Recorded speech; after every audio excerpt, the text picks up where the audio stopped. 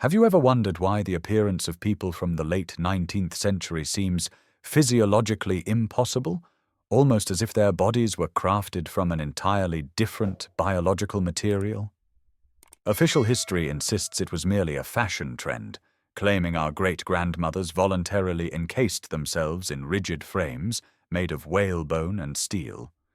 We are told that women consciously chose to deform their internal organs and critically restrict their breathing just to earn admiring glances. But behind this curtain of voluminous dresses and wasp waists lies not vanity, but a tragedy of planetary proportions. If we cast aside the usual clichés and view the costumes of that era as complex engineering designs, a startling realization emerges. This was a technological support system without which a person of that time simply could not exist. Historians argue that cinching a waist down to 40 centimeters was a mere whim, yet for a modern human, such a measurement is physiologically unattainable without the surgical removal of ribs.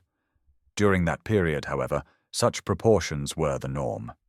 The reason isn't found in aesthetics, but in the fact that conditions on Earth changed so drastically that the human skeleton required emergency external assistance. To understand the true nature of the corset, we must speak the language of physics and the resistance of materials. The spine is the body's load-bearing column, designed for a very specific atmospheric pressure and gravitational force. When these metrics suddenly shift, for instance, if gravity were to increase by just 10 to 15%, a biological entity not engineered for such loads begins to collapse. Without proper support, vertebrae compress, intervertebral discs fail, and internal organs literally sag under the weight of increased gravity.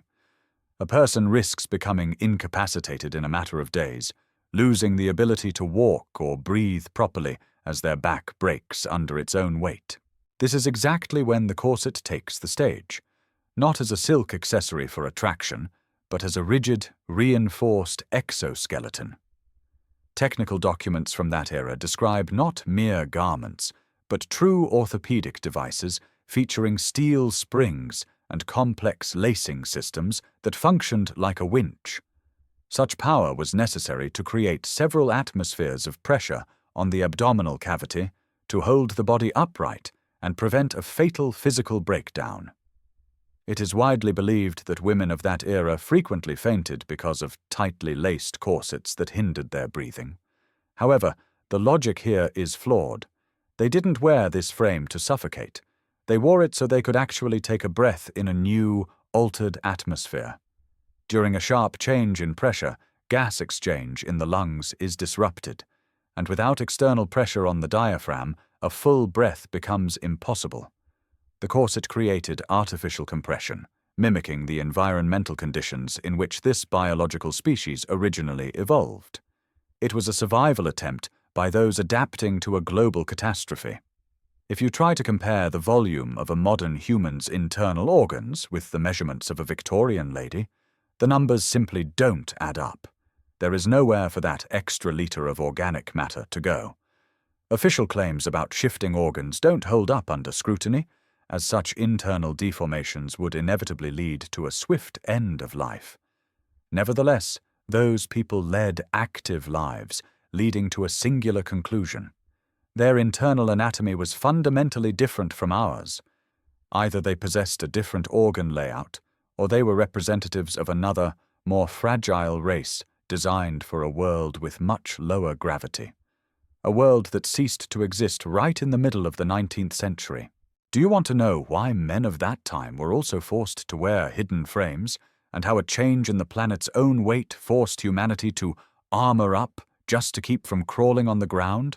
Have you ever considered that the change in the biological appearance of the 19th century population cannot be viewed separately from the physical processes that affected the entire planet? Gravity is a relentless force that dictates the limits of any living organism. If we assume that Earth's mass suddenly increased or that a colossal amount of extraterrestrial matter fell onto its surface, it would inevitably lead to a change in the weight of the atmospheric column. For beings whose skeletons were engineered for different loads, such a transformation would have been terminal. The long spines of the old race became a heavy sentence under increased attraction. Under the influence of this newfound weight, the spine would begin to curve, break, and literally twist into a spiral. This specific physical factor explains the unnaturally straight, frozen posture of people in archival materials. It wasn't a result of strict upbringing, but a harsh necessity. Without a steel frame, the bodies of the giants of that time would have simply folded in half. Gravity literally crushed them towards the ground, and to maintain the ability to move vertically rather than crawling on all fours, they had to encase themselves in armor. Meanwhile, mid-century medical reports record a true biological war against pathologies that previously were not widespread. Doctors of that era sounded the alarm due to the total sagging of internal organs across an entire generation.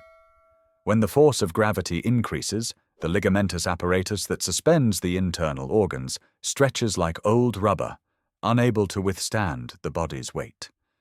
In such conditions, a rigid bandage became the only way to function physically. Even men mass-produced and used supporting structures, hiding them under the thick cloth of their uniforms. Male anatomy, with its wide shoulder girdle, allowed this exoskeleton to be masked more effectively, but its tasks were the same: to keep the spine from crumbling into dust and to prevent organ displacement. Thus, the entire industry we call fashion today was actually a giant industry of prosthetics and orthopedics. It was a matter of survival, not aesthetic preference. The global change in air density and pressure also explains the specific behavior of these organisms. Much like how divers face decompression sickness during a sharp change in environment, 19th-century people found themselves in conditions where the usual gas exchange in the lungs was disrupted. The corset provided the necessary compression of the diaphragm, allowing them to mimic the environment in which this biological species originally formed. We are witnessing the agony of a civilization suffocating in a new world, its bones breaking under the weight of a sky that had turned to lead. This physical reality forced people to spend colossal resources creating complex engineering systems to delay the inevitable conclusion. But if corsets were such complex and essential devices, how were they produced on such a massive scale? And why do modern technologies still struggle to unlock the secrets of the materials from which they were crafted? When we stop viewing the corset as a piece of intimate apparel and start seeing it as an object of industrial design, our entire worldview begins to shift. Official history tries to convince us that the technology of that era was primitive, yet a detailed study of these items leaves researchers baffled. These were not merely stitched pieces of fabric. What we are looking at are highly sophisticated engineering systems where every single component performed a strictly defined biomechanical function. The vertical stiffeners were crafted from high-quality tempered steel or whalebone, a unique natural polymer possessing incredible strength combined with monumental flexibility. The true purpose of the corset was to create an external frame that absorbed the entire axial load, effectively decompressing the spine. Under the conditions of altered gravity, the human body became an unstable structure prone to collapse. The corset functioned as a power vest. It redistributed the weight of the upper torso directly onto the pelvic bones, bypassing the lumbar region entirely. The lacing system at the back was essentially a pulley block capable of multiplying applied force several times over. This allowed the frame to be tightened with such intensity that soft tissues and muscles were transformed into a dense, almost monolithic mass. This created internal hydraulic pressure that kept internal organs in their natural positions, preventing them from sagging under the weight of heavy blood. The patents from that era deserve special attention. They describe models with built-in ventilation channels, shock absorption systems, and even specialized hinges that allowed the body to move while maintaining rigid fixation. Why was such complexity necessary? The answer lies in the fact that without this exoskeleton, people didn't just feel discomfort, they lost the ability to walk upright.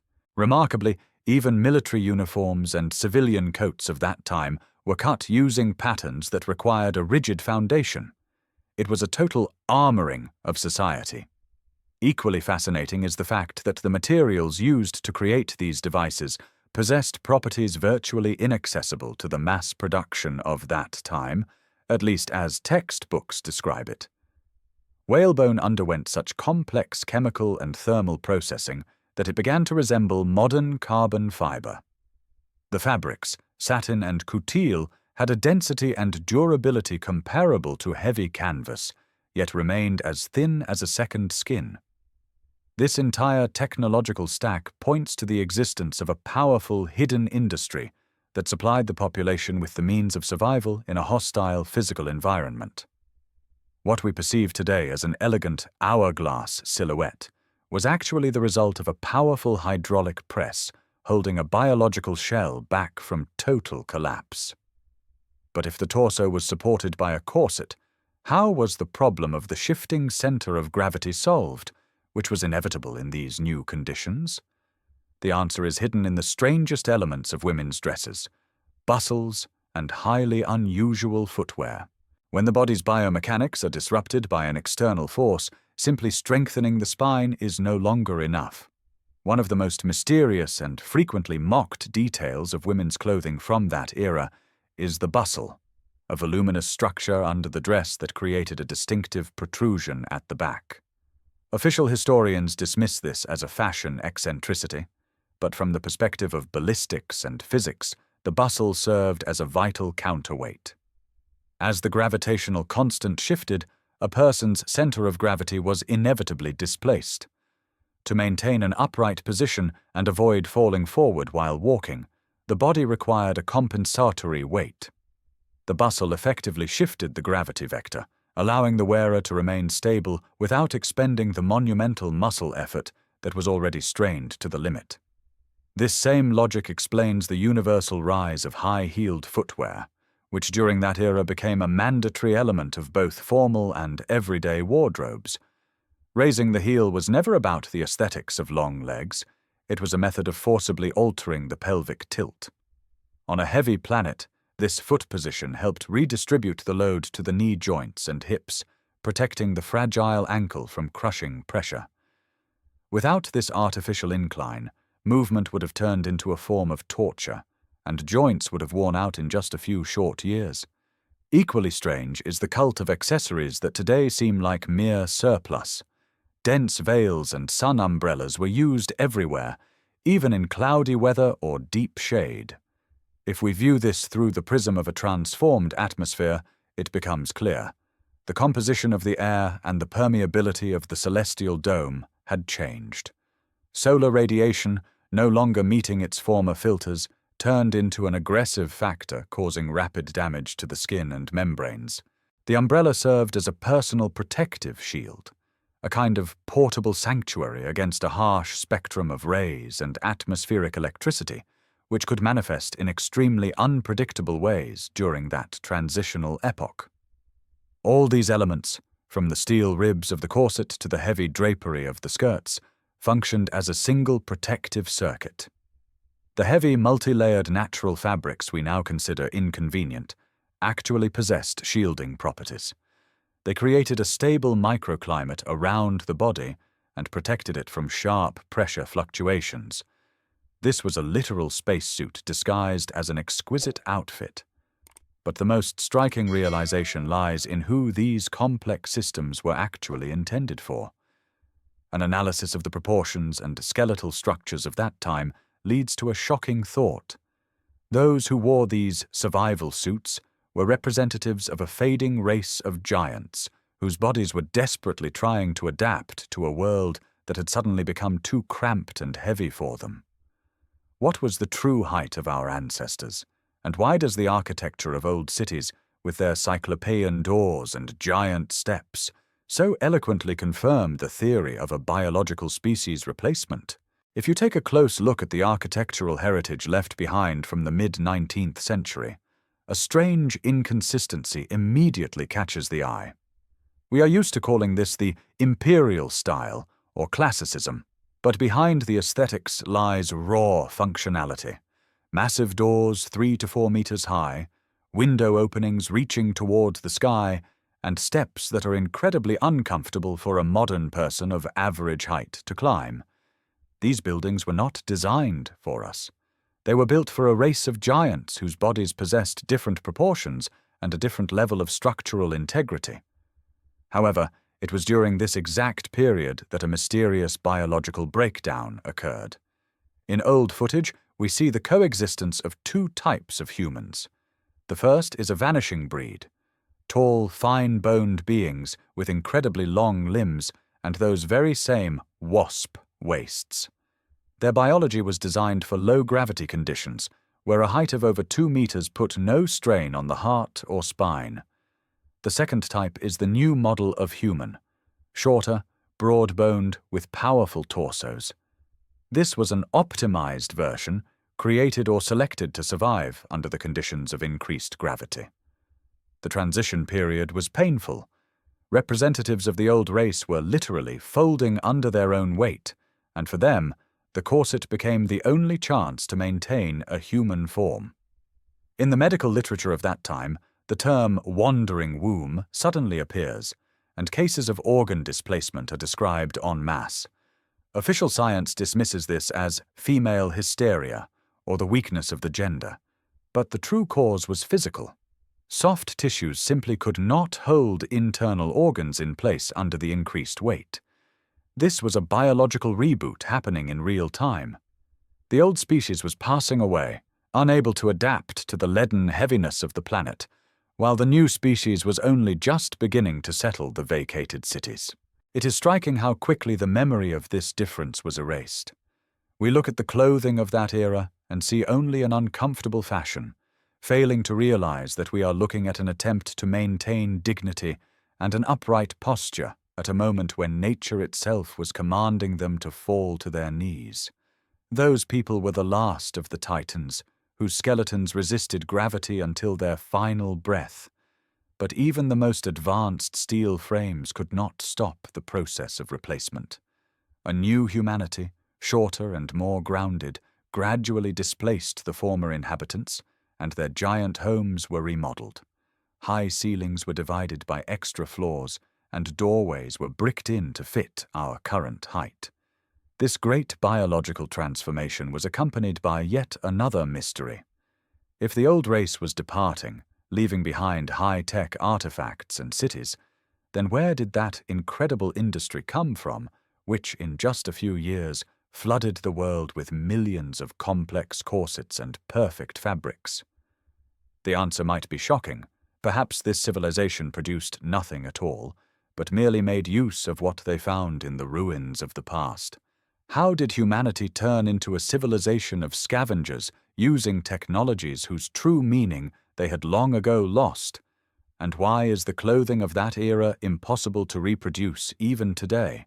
There is a hypothesis that the 19th century was not a time of great discoveries, but rather an era of the Great Appropriation. If you carefully examine the sheer quantity and quality of goods that flooded the world during that period, you hit a logical dead end. Official history describes cities buried in mud, where horses were the primary transport and kerosene lamps provided the light.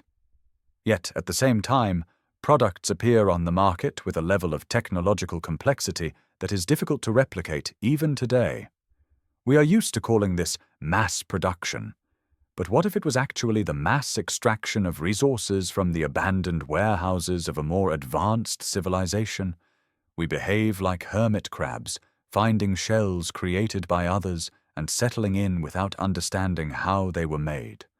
Look at the fabrics of that time: silk, satin, and the finest lace that do not decay for decades and possess incredible durability.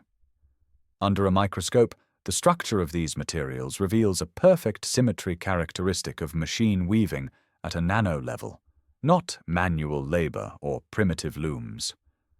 Corsets, which were supposedly sewn by the millions in private workshops, contain parts made of alloys that require vacuum melting and precise calibration. How did the tailors of that time gain access to metallurgical technologies of such a high caliber? It is more logical to assume that humanity discovered colossal stockpiles of finished products in empty cities following some global cataclysm. The new settlers simply used the protective suits and exoskeletons they found, adapting them to their own needs. This explains the strange chaos regarding sizes. Clothing was often altered and adjusted, but its core remained unchanged, a rigid, engineered frame. In old photographs, we see people wearing items that clearly surpass their own technological level. It was a period of a cargo cult, where functional life support devices were gradually transformed into meaningless fashion attributes. Furthermore, the very logic of consumption was different. Items lasted for decades, were passed down through generations, and never lost their properties. These are the hallmarks of closed-cycle technologies created by a civilization that knew no resource scarcity. And then, these technologies began to run dry. As the warehouses emptied and the old machines failed without any possibility of repair, the quality of products began to plummet. By the start of the 20th century, genuine steel and whalebone were replaced by cheap substitutes, and complex structures gave way to simplified forms. We gradually lost our connection to the source of technology, forgetting its true purpose. But if the clothing and the cities were found, the most chilling question arises. Where did the true creators disappear to, and where did we come from? The story of how millions of people suddenly inhabited empty metropolises, possessing only basic survival skills, suggests an artificial origin for the modern population. Where did the thousands of children in 19th-century orphanages come from? And why did their upbringing resemble the training of maintenance staff for the upkeep of found cities? Official demography of the 19th century paints a picture of an incredible baby boom, where every family supposedly had 10 to 12 children. But if we reconcile this with the physiological reality of that time, an insurmountable contradiction arises. How could a woman, whose body was encased in a steel exoskeleton, whose internal organs were displaced, and whose pelvic bones were deformed by constant pressure, carry and give birth to children with such regularity? Biologically, it is practically impossible. Pregnancy under the conditions of a rigid corset and increased gravity would have been a terminal sentence. Nevertheless, city populations grew exponentially. The answer to this paradox lies in one of the darkest phenomena of that era: the mass emergence of orphanages and the movement of the mercy trains. Across Europe and America during the middle and late 19th century, an anomalous number of children left without parental care was recorded. Thousands, tens of thousands of infants and teenagers literally appeared out of nowhere to fill enormous educational houses. They weren't just fed and clothed, they were trained according to strictly unified programs, preparing them for life in a new reality. There is a theory that these children were the product of incubation stations, or mass reproduction systems launched to quickly repopulate empty territories and cities following a cataclysm. This explains why entire generations had no family memory deeper than 2 or 3 branches. Their history began with a clean slate within the walls of a state institution. These new people were taught to use the found technologies, but the true essence of those tools was never explained to them. They were issued corsets as a fashion accessory, put into high heels as a sign of status, and settled into houses with 4-meter ceilings while being told that things had always been built that way. These new humans were biologically better adapted to a heavy earth. They were shorter, had a denser bone structure, and shorter limbs. They no longer needed the steel frames as desperately as the vanishing giants did, yet they continued to wear them out of inertia as part of an imposed cultural code. This is how the cargo cult of fashion emerged. We began to imitate the form, completely losing our understanding of the function. While the remnants of the old race slowly faded away in their orthopedic armor, the new incubator generation actively reclaimed the planet, accepting the rules of the game they were given. We are their direct descendants, beings born already under the conditions of this heavy gravity, for whom back and joint pain has become the background noise of existence. We have finally adapted, but this adaptation meant giving up something much greater, a connection to a world where humanity was not crushed to the ground by a leaden sky. Why did humanity eventually abandon protective frames altogether? And what catastrophic consequences did this have for our health in the long run? The abandonment of corsets in the early 20th century is commonly regarded as an act of liberation and a triumph for social progress. We are told that people simply grew tired of physical constraints and chose comfort over form.